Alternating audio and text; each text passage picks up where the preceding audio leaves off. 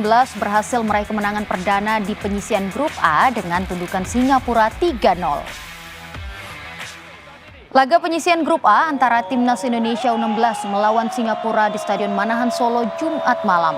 Tampil menekan sejak awal, tim asuhan Novarianto berhasil membukukan gol di menit 40 dari tandukan Muhammad Mirza.